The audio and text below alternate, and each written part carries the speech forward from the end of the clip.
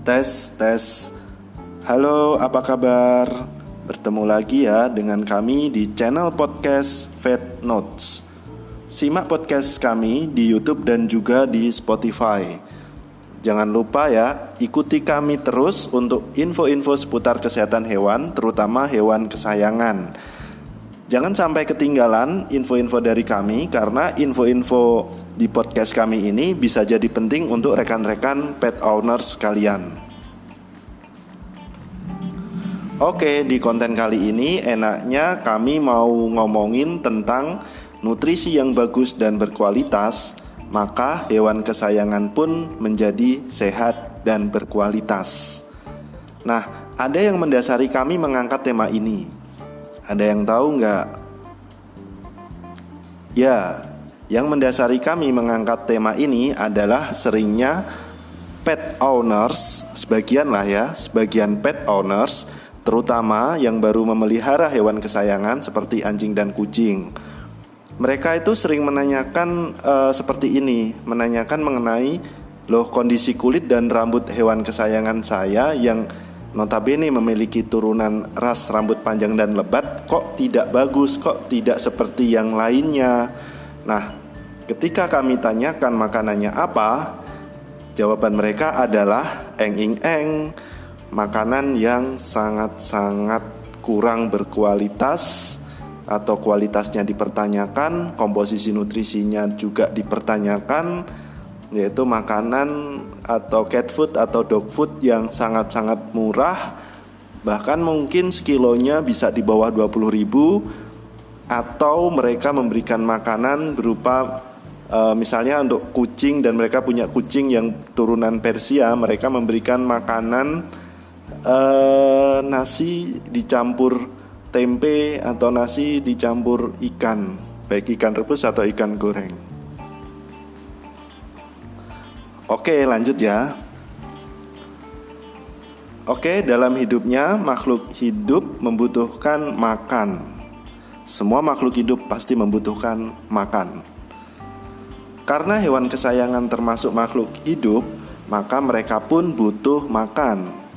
Makanan umumnya mengandung nutrisi yang terdiri dari protein, karbohidrat, lemak, serat, vitamin, dan mineral. Nah, tentunya kita manusia dan juga hewan kesayangan memiliki kebutuhan akan nutrisi tersebut, tetapi kebutuhan nutrisinya berbeda, komposisi nutrisinya yang diperlukan berbeda. Bahkan antara kucing dan anjing juga kebutuhan nutrisinya berbeda. Oke, lanjut ya.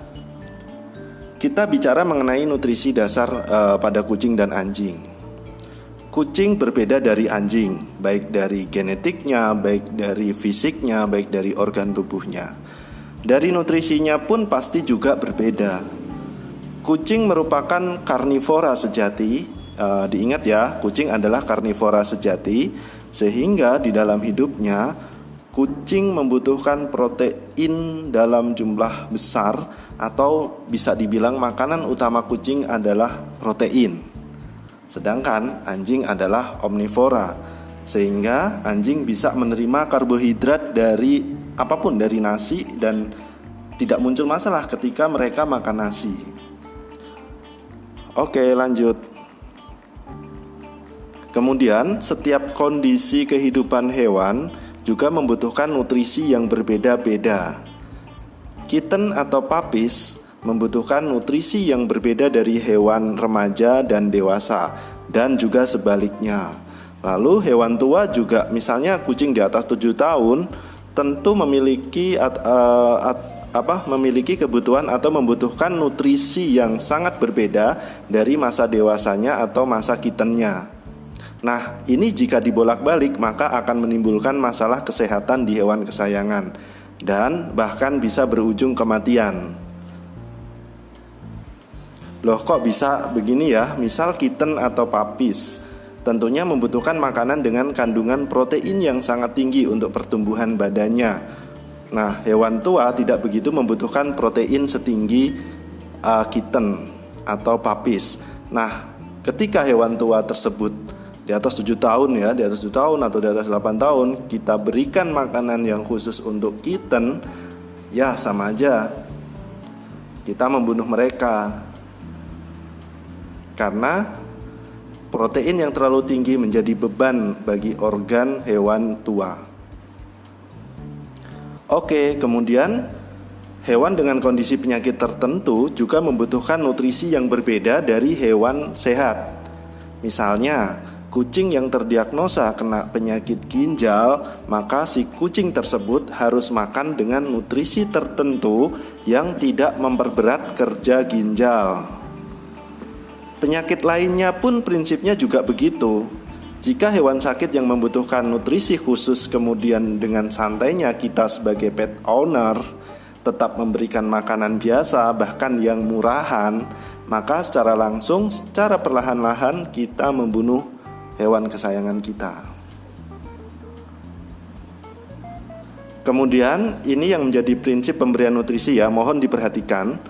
Nutrisi yang masuk ke tubuh hewan akan dibagi-bagi untuk pertama metabolisme tubuh, kemudian yang kedua menjaga sel dan jaringan untuk tetap sehat, kemudian yang ketiga pertumbuhan badan, yang keempat untuk kinerja hormon, kemudian berikutnya adalah untuk maintenance suhu tubuh, kemudian yang berikutnya adalah perkembangan janin apabila hewan sedang hamil, dan kemudian juga untuk pertumbuhan dan kualitas kulit dan rambut. Nah ini ya jangan dibayangkan makanan hanya untuk mengenyangkan hewan saja. Ada manfaat makanan tersebut untuk hewan, manfaat besar makanan yang kita berikan untuk hewan kesayangan kita. Makanan yang kita berikan ke hewan kesayangan kita akan berefek ke kualitas hewan kesayangan. Makanan yang ala kadarnya, misalnya nih, langsung saja to the point, yang harganya sangat murah, di mana komposisi nutrisinya itu dipertanyakan, kualitasnya pun dipertanyakan. Kemudian makanan buatan sendiri, misalnya nasi plus ikan atau nasi plus tempe. Nah, maka apakah nutrisinya cukup untuk dibagi-bagi untuk misalnya untuk tadi ya, untuk untuk metabolisme, untuk kinerja hormon, kemudian untuk kulit dan rambut, itu apakah cukup? Kalau kita memelihara kucing Persia yang membutuhkan nutrisi untuk kulit dan rambut dengan porsi yang besar, apa cukup kucing Persia tersebut kita berikan makanan yang ala kadarnya, atau nasi plus tempe atau nasi plus ikan? Nah, bisa dijawab sendiri kan kenapanya. Jadi kalau punya kucing turunan Persia lalu makanannya ala kadarnya, murahan, kualitasnya jelek, ya sudah, kualitas rambut dan kulitnya juga ikut jelek. Biasanya juga jamuran gak sembuh-sembuh, berat badannya juga tidak bagus. Nah, terjawab kan banyak pertanyaan dari pet owners ya, yang kenapa kok kulit dan rambut kucing Persia saya tidak bagus, padahal saya kasih makanannya ini. Dan makanan ininya adalah makanan yang tidak berkualitas. Lantas makanan apa yang bagus? Seperti yang kami uraikan sebelumnya ini ya, makanan atau nutrisi itu harus sesuai dengan kondisi hewan, kondisi usia, kondisi ras atau breed, kondisi kesehatan atau keadaan penyakitnya. Ya kalau punya kucing Persia ya mau nggak mau harus memberi makanan yang khusus Persia atau makanan yang khusus untuk rambut dan kulit. Tapi kan mahal, itu banyak pertanyaan. Nah, Anda memelihara hewan harus tahu konsekuensi dan harus punya komitmen. Oh iya, ada loh masalah food allergy atau alergi makanan di hewan. Masing-masing individu punya variasi sendiri-sendiri terhadap food allergy. Makanan yang komposisi nutrisinya dipertanyakan atau kualitasnya buruk, itu mudah menyebabkan alergi makanan di hewan. Misalnya mencret terus dan masalah kulit. Misalnya lagi adalah jamuran yang nggak sembuh-sembuh, kulit kemerahan dan gatal-gatal terus.